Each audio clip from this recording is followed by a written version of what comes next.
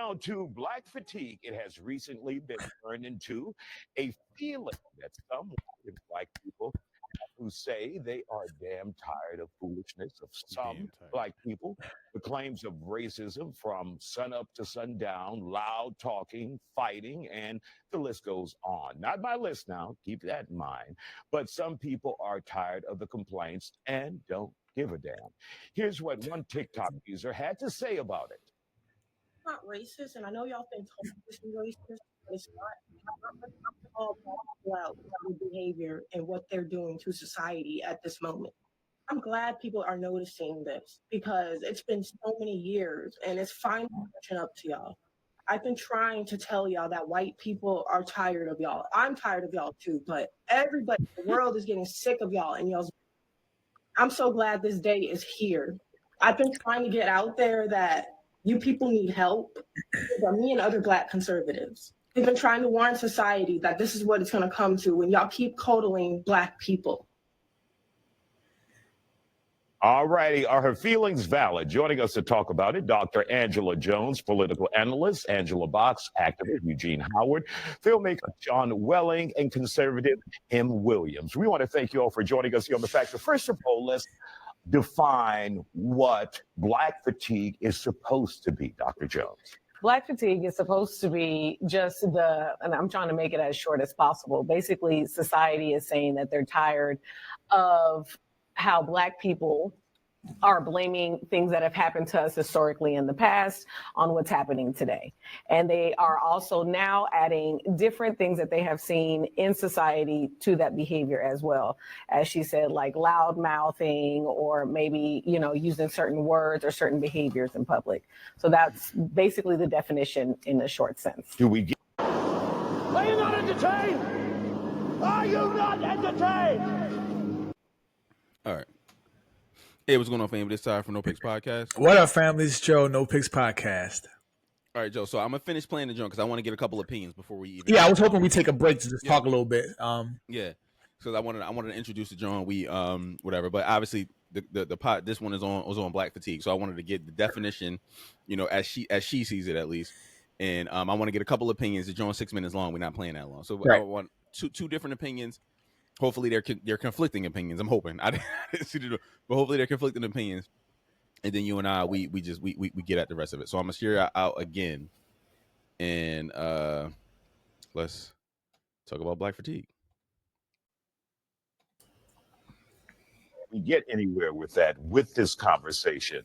No, this absolutely. Okay, good night, folks. I mean, the thing is, it's an absolutely pointless conversation. It's like, okay, so now what? Thank you for letting us know that there's a new fancy word of you saying that you're tired of black people, and you put it on the internet, and now people are co-signing on it, including with the way the environment is already. But it's okay. You put a nice new name to it, and now you feel like it's okay to say, and it's not going to do anything for anybody to now pander this term around, to pass it on in the internet and put it in people's mouth and make people feel encouraged to say, I have black fatigue. But when we're all tired, when I'm saying, we're all tired of something and somewhere, there's always something. Mm-hmm. So this is not actually going to help anyone psychologically, mentally, emotionally. It's only going to create more divisiveness, more anger, and more hate in society. And when we see a lot of people, especially black people, joining that chorus, saying that I'm tired of black people too, what will that do? It's not going to do anything, because here's the thing, that black person or the black people that are on the internet saying that can go somewhere and they're going to be already stereotyped into the group that they're trying to separate themselves from just because they're black. You actually have to be around people to see their behavior. You have to witness their behavior to actually understand who they are. But she could sit there and be in a crowd of a room of black people, and guess who she's going to be included in that group as well. She's not doing anything that is going to help her or her race at this time. All right, Angela, let's hear from you. Your thoughts about this black fatigue. Well, with all due respect to Angela, number one, I really disagree with this. It is a completely behavior-based issue.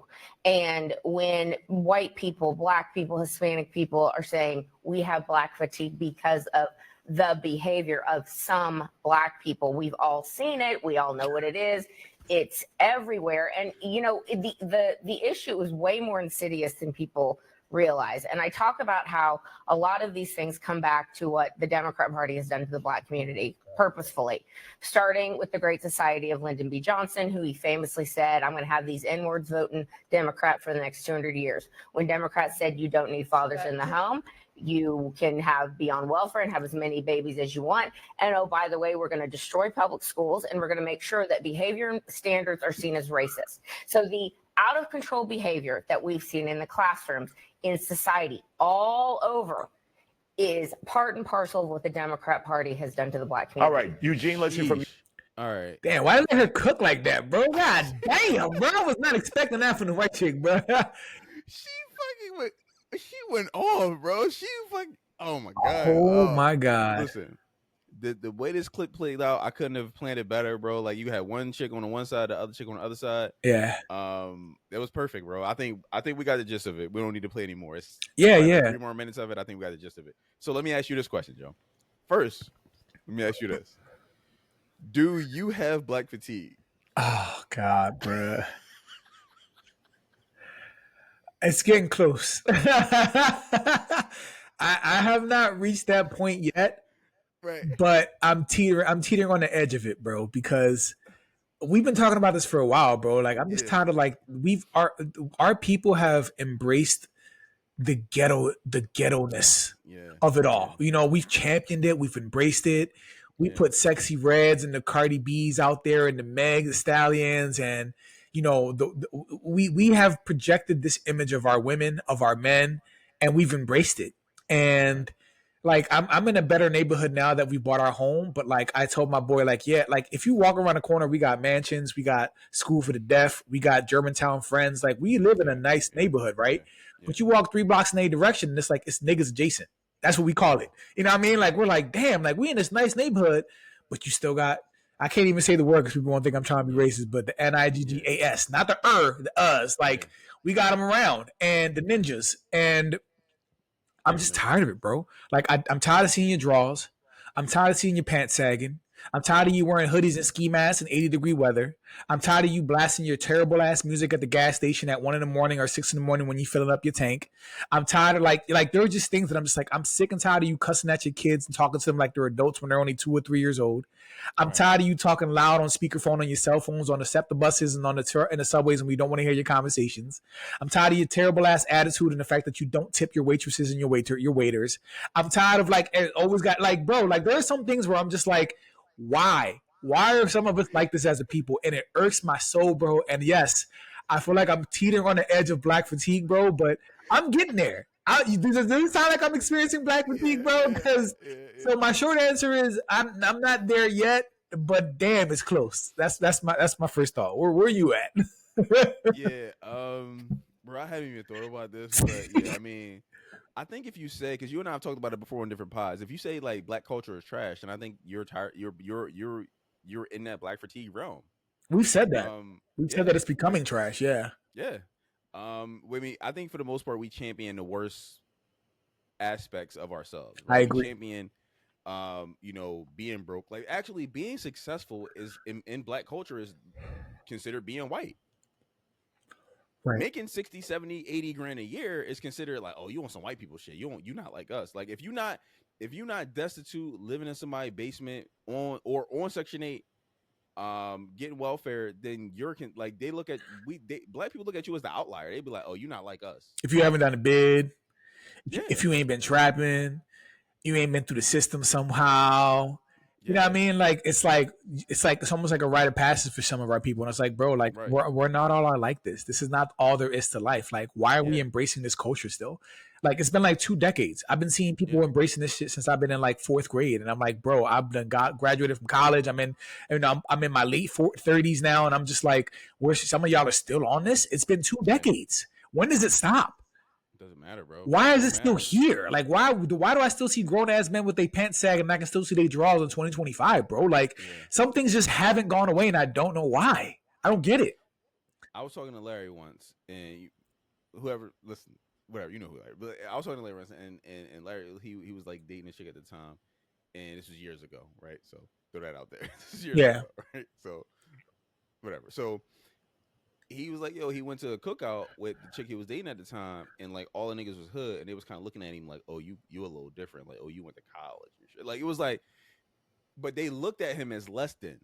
And Yeah. I've been in them situations before, right? Where it's like they look at you like, oh, nigga, you went to college, oh, you want some corny ass nigga shit, oh, you not like us, Yeah. different. And it's like it's we don't recognize, we don't talk about it really much, but it's such a bad look. But that's the prevailing opinion of our people. Right. Right. And it turns our women off. Not all, generally speaking. It turns them off. Like they don't get wet off that. They're like, oh no, like he's a nerd, he's a weirdo, he's a lame. You know what I mean? And they get, they don't, it just dries the kitty up. Like it does nothing for them. Like if you ain't a Tupac in a suit, or you're not a Ghost from Power, you know how we talked about it, bro. If you ain't Ghost from Power or a Tommy, if you ain't none of them, you're not in the cool club, bro. You just not in the cool club. Yeah. Let me ask you this. Do you see where people are coming from when it comes to black fatigue? Yes, bro. I feel it sometimes, bro. Like I said, like even now when in the neighborhood, and like I said, my I've just one experience, but I've experienced this in so many places. Like I can't keep saying the word because we're gonna get in trouble, right? But I'm just gonna say ninjas at the movie theater, talking loud, taking phone calls inside of the movie theater. Ninjas at the restaurants, hella loud. I can hear all their conversations, mad ignorant, cussing around kids. You go to their barbecues. Remember that time I told you I was driving Uber and I parked and it was a 2-year-old's birthday and they were blasting WAP. This was when WAP first dropped. 2-year-old's party, bro, blasting WAP where I could hear the music around the corner, blasting it on speakers. And I'm like, what is happening to our people? Like, why are we poisoning our kids with this ratchet music? Why are we embracing this? Like, why is this a thing right now? You know what I'm saying? Like, so no, it's real, bro. It's real. Like, you just want to be cool. Like, and like I said, my favorite comedian of all time, Chris Rock, has a skit. Maybe you've seen it. He was like, I love black people. I hate niggas. I don't know if you've ever seen this skit, bro, but it was one of the realest skits I'd ever seen in my life. Cause I'm like, bro, that's so real. Like, black folk are just tired of niggas. Like, just... Yeah. I'm tired of it, bro. Like they make us look bad. They're the ones who ruin the function. They shoot up the clubs. You know what I mean? They like you can't have a good time when they're around, bro. You just can't have a good time. You can't because you know it's gonna end in shots fired or fists flying. You just know it's gonna end something in some ghetto way. It's tiring, bro. I'm tired of it. The sad part is this, right? Is like even people who don't identify themselves as like ratchet are still ratchet, right? So when I talked about this before on the pod. It was probably a year and a half ago, maybe 2 years ago at this point. But I went to my son's football game, and the whole, he was playing. It was like halftime, and all the football families came with pizzas. And it was like 6-7 pizzas, right? So they all, you know what I mean. Halftime, they all eating the pizzas and all that, and they all just start throwing the trash on the ground between the bleachers. They were like the boxes. The actual pizzas, like the chips they brought, the Capri Suns, all that shit. They just threw all that shit on the ground in Fairmount Park, Vic and Vic Field. And it was just like I'm sitting around looking like, yo, what the F, bro? Like it was like people who look like me and you, people who look like they work a job at an office, Monday through Friday, and they were like, yo, they bought pizzas and they just threw the shit on the ground. And it's like, yo. Why do you think anyone's going to respect our culture when you don't respect our culture? Absolutely. Exactly. If you don't respect your environment, your community, your culture, why should anyone else? Absolutely. And I see it all the time, bro. I see people at red lights. They just open up their window, throw the bag of McDonald's right on the ground, keep moving. Don't even know if they're from that neighborhood. So you could be completely littering in someone else's neighborhood and then driving yours. But if they do that anywhere, they're going to do it in their neighborhood too. You know what I'm saying? It's something it's a behavior that you have to teach your kids at home too. To be like, you don't go out there and just litter and throw your trash on the ground. Like you take care of your community. You take care of your playground. Like we don't teach that. And which is why I think the whole gentrification argument is a joke. Because I'm like, okay, like, we don't want these white people moving in with us. But okay, like, you don't care about this community, but you care if white people come moving. It's so weird, right? It's so weird because then they come in, and not just white people, right? But people who are like, middle class or just making more money. Because black folk come in too, making money, and they act different too. Like I said, it's a cultural thing, right? And it's not all of us, right? It's definitely not about the color. It's just about the culture of a person. And but they resist this gentrification. But it's like, but then the new people come in and they take the graffiti off the walls. They put up trash cans. They're cutting their grass. They're managing their grass and their lawns. lawns. They putting flowers up. They not out there rolling up Dutches in front of the kids with the ghetto ass music playing. Like it changes the whole culture of the neighborhood. You know what I mean? And then they're mad that they got kicked out. But it's like, yeah, but they take care of the neighborhood.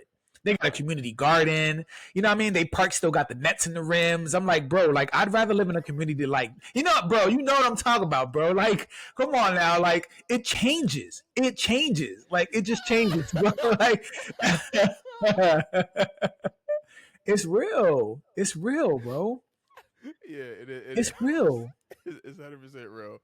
That was funny. I'm sorry, bro. You got to finish this, Joe. I'm sorry. Yeah, I'm going to finish it. So, all I will say is that the only thing that concerns me with this Black fatigue conversation is that when you have these conversations about our people on social media, it opens it up to the entire world. And so that's when you get the people who already either have some bigotry towards Black folk or already don't like them, where they can come out and feel comfortable saying certain things. So we got to make sure that we keep those individuals in check, because then they feel like they have license to say things that they're not qualified to make. But for the most part, just know that there are Black folks who, me and Ty included, who are getting tired of the nonsense and tired of the direction that the culture is going, and Black fatigue is real. So we'll open it up to the community. If you ain't got nothing else to add, Ty, is Black fatigue real? Is anybody here feeling it without being disrespectful to Black folk? Because that's not the purpose of this conversation. But like, is it a thing? Is the culture trash? Let us know what y'all feel. Let us know if we're just old, stuck up buttholes. Like, let us know. We're open to any opinion, right? Let us know what y'all think. Ping me, like, comment, subscribe. Until next time. Tearing up and shit.